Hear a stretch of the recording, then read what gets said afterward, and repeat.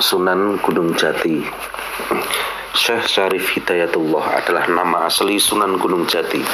Beliau lahir pada tahun 1448 Masehi. Ayahnya merupakan seorang yang berasal dari Mesir dan merupakan keturunan ke-17 dari Rasulullah Shallallahu Alaihi Wasallam bergelar Maulana Muhammad. Sedangkan ibunya adalah putri dari Raja Pajajaran bernama Syarifah Mutaim. Setelah masuk Islam, dan Nyai Rara Santang adalah nama aslinya. Ayah dan ibunya menikah dan menjalani kehidupan di Mesir. Sang ayah meninggal dunia pada saat Syarif masih berusia sangat muda. Setelah kematian sang ayah, ibunya pun memutuskan untuk kembali ke Jawa. Pada tahun 1470 merupakan pertama kalinya Syekh Syarif menginjakkan kaki di tanah Jawa, tepatnya di Cirebon.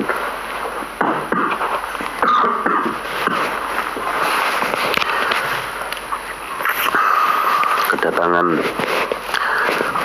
Syekh Syarif di tanah Jawa disambut baik oleh pamannya yang merupakan seorang Raja Cirebon bernama Raden Walang Sungsang. Berkat dukungan dari Kesultanan Demak dan pamannya, beliau kemudian diangkat sebagai Raja kedua Cirebon menggantikan pamannya pada tahun 1479 Masehi dan menyandang gelar Maulana Jati.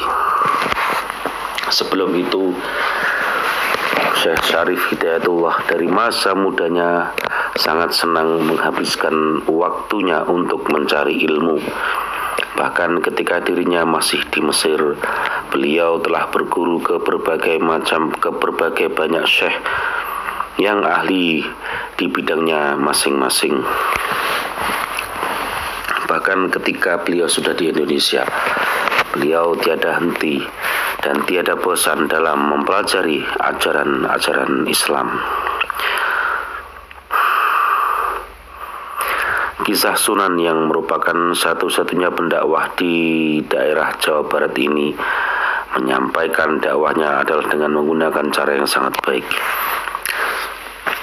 Karena Sunan yang lain, Wali Songo, itu semuanya ada di Jawa Timur dan Jawa Tengah. Cara-cara tersebut seperti memusyawarahkan segala sesuatu perihal kemaslahatan umat. Beliau juga merupakan anggota Wali Songo pertama yang berkecimpung di dunia kerajaan. Uniknya, ketika menyebarluaskan dakwah di tanah Jawa, Sultan Syarif menggabungkan antara nilai-nilai keislaman dengan kesenian lokal. Kesenian tersebut berupa gamelan Jawa yang dimainkan dengan baik oleh beliau. Salah satu cara beliau menarik minat penonton adalah dengan cara memainkannya menyesuaikan dengan budaya hidup masyarakat saat itu. Dan tak lupa pula para masyarakat yang berminat untuk menonton pertunjukan yang diadakan oleh Syekh Syarif Hidayatullah. Mereka diminta untuk membayar tiket dengan cara yang berbeda-beda, yaitu dengan membaca 2 kalimat syahadat. Sultan Syarif sendiri sebagai seorang yang memiliki kedudukan tinggi di Kesultanan Cirebon membuat dirinya memiliki pengaruh yang cukup besar dalam proses dakwahnya. Beliau membuat para rakyat sangat penasaran dengan dakwah sang raja. Dan tentu saja masyarakat mencari tahu apa-apa yang diajarkan oleh beliau. Oleh karena itu, semakin banyak yang tertarik kepada ajaran yang beliau bawakan. Sunan Gunung Jati atau Syekh Syarif Hidayatullah merupakan keturunan ke-17 dari Nabi Muhammad Sallallahu Alaihi Wasallam. Silsilah tersebut berasal dari garis keturunan sang ayah, yang mana Ayah beliau berasal dari Mesir. Pembahasan mengenai silsilah beliau dimulai dari Nabi Muhammad Sallallahu Alaihi Wasallam. Adapun silsilah keturunan di bawah ini sumbernya diperoleh dari naskah Kuningan, yaitu naskah yang asalnya dari Keraton Kasepuhan Cirebon. Nabi Muhammad Shallallahu Alaihi Wasallam yang menjadi acuan dari pembahasan mengenai silsilah ini memiliki satu keturunan, yaitu Siti Fatimah. Dari Siti Fatimah inilah merupakan satu-satunya putri Rasul yang menemani dan melayani Nabi Muhammad hingga beliau wafat. Dari Siti Fatimah beliau melahirkan Sayyid Husain sampai generasi selanjutnya, sampai pada Sultan Bani Israel. Beliau adalah ayah dari Syarif Hidayatullah yang kemudian menikah dengan Rara Santang dan dikaruniai anak yang kelak berubah menjadi seorang pendakwah yang tergabung di Wali Songo. Sunan Gunung Jati yang merupakan anggota Wali Songo ini kemudian menghembuskan nafas terakhirnya pada usia yang sudah tidak muda lagi, yaitu pada usia 120 tahun. Beliau meninggal pada pada tahun 1568 Masehi.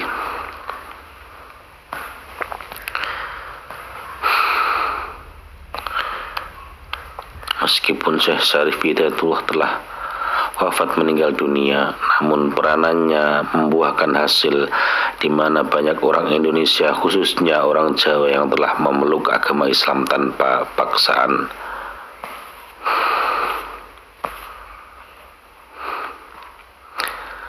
Sebagai seorang ulama dan juga seorang raja di Kesultanan Cirebon, menjadikan Syarif Hidayatullah sebagai orang yang berpengaruh. Beliau juga memilih jalan yang sangat unik, yaitu menyebarkan ajaran Islam dengan menggunakan media yang disenangi oleh masyarakat. Media tersebut berupa kesenian, khususnya pertunjukan alat musik gamelan yang syairnya mengandung nilai-nilai Islam.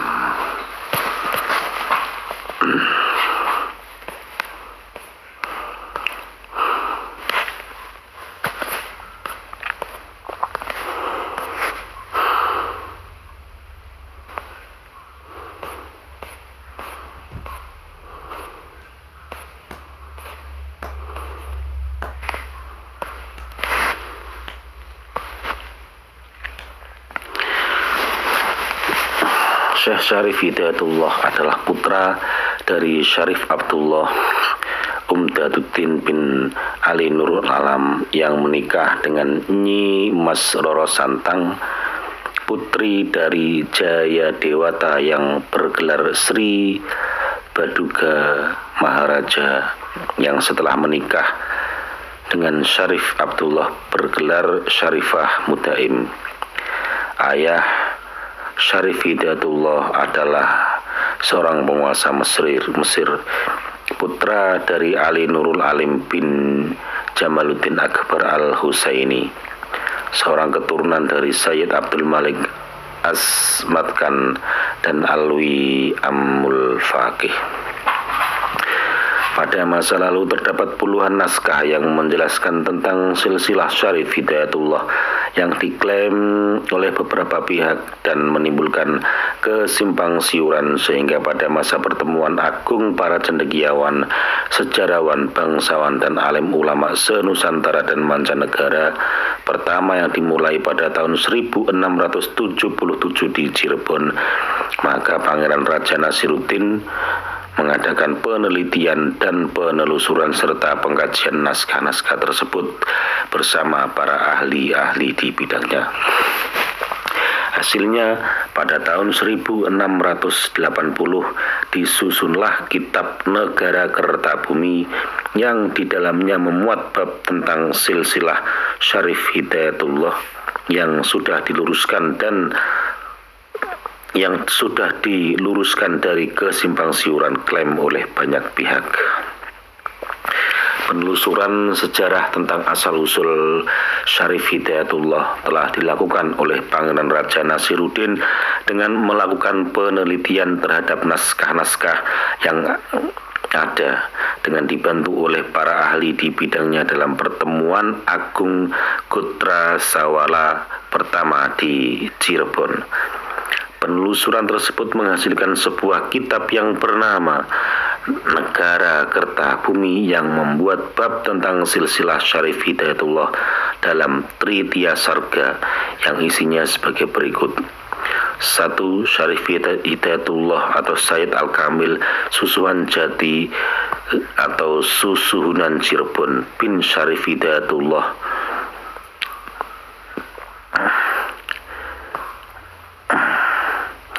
plus Nyi Hajah Syarifah Mutaim binti Raja Pajajaran Sunda, Ali Nurul Alam plus Putri Husain Jamaluddin Al-Husain bin Al-Amir Ahmad Syekh Jalaluddin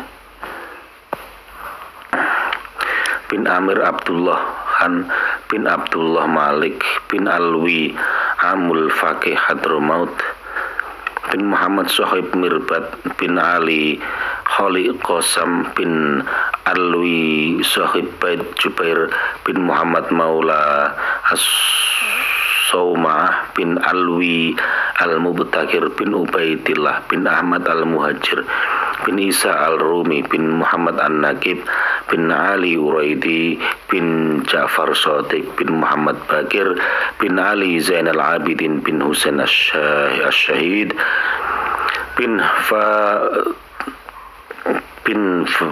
Fatimah Az-Zahra radhiyallahu anha binti Rasulullah sallallahu alaihi wasallam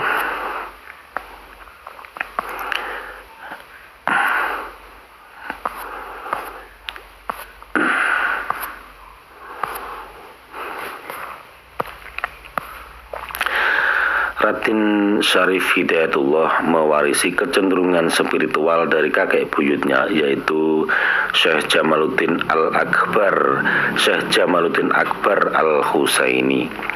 Sehingga ketika telah selesai menimba ilmu di pesantren Syekh Datuk Kahfi, beliau meneruskan pembelajaran agamanya ke Timur Tengah. Babat Cirebon menyebutkan ketika Pangeran Cakrabuana membangun kota Cirebon dan tidak mempunyai pewaris, maka sepulang dari Timur Tengah Syarif Hidayatullah mengambil peranan membangun kota dan menjadi pemimpin perkampungan muslim yang baru dibentuk.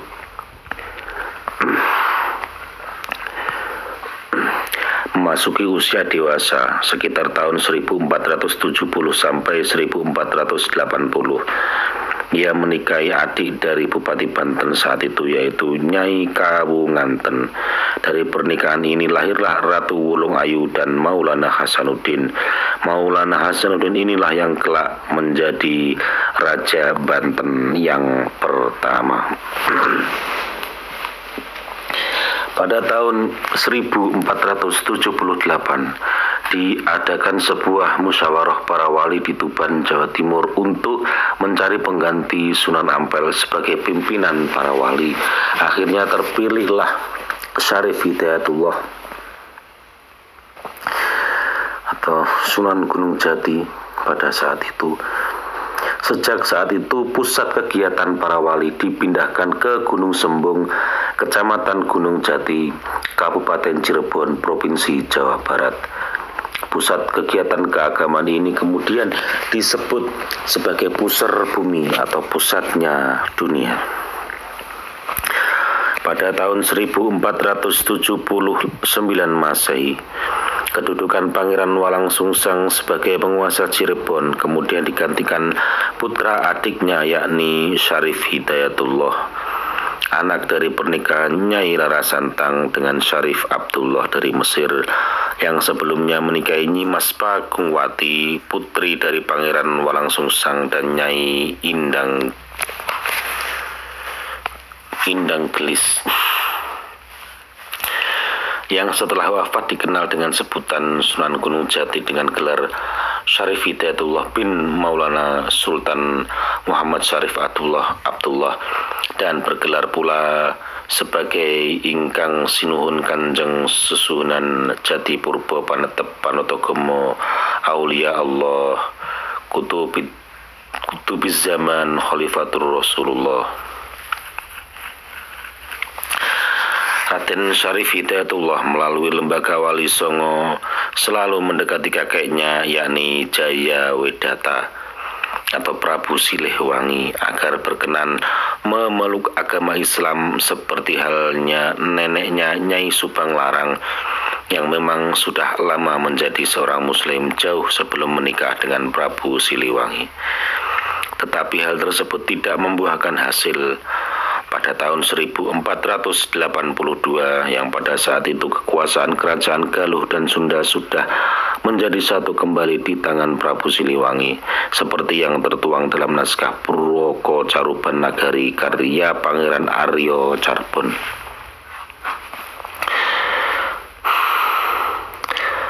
Pada tanggal 12 Safar 887 Hijriah atau tepatnya pada tanggal 2 April 1482 Masehi, akhirnya Raden Syarif Hidayatullah membuat maklumat yang ditujukan kepada Prabu Siliwangi sebagai Raja Pakuan Pajajaran bahwa mulai saat itu Cirebon tidak akan lagi mengirimkan upeti. Maklumat tersebut kemudian diikuti oleh para pembesar di wilayah Cirebon. Untuk memperkuat hubungan dengan Kesultanan Demak dilakukan dengan pernikahan putra-putri kedua kesultanan.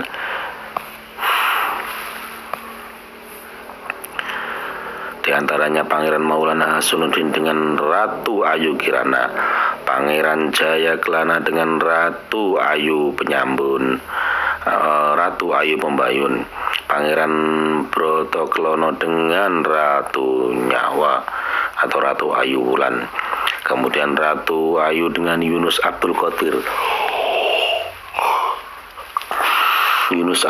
atau Pangeran Sabranglor yang menikah pada 1511 yang menjadi Sultan Demak kedua pada 1518.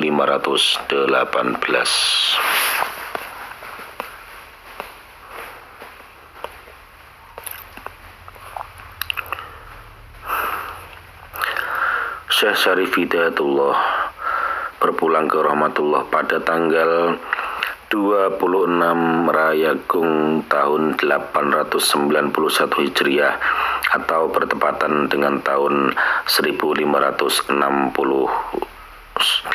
Masehi.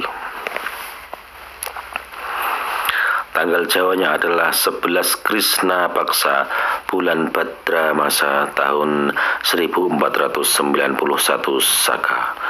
Sunan Gunung Jati meninggal dalam usia 120 tahun, di mana putra dan cucunya tidak sempat memimpin Cirebon karena meninggal terlebih dahulu, melainkan cicitnya lah yang memimpin Kesultanan Cirebon setelah wafatnya Raden Syarif Hidayatullah.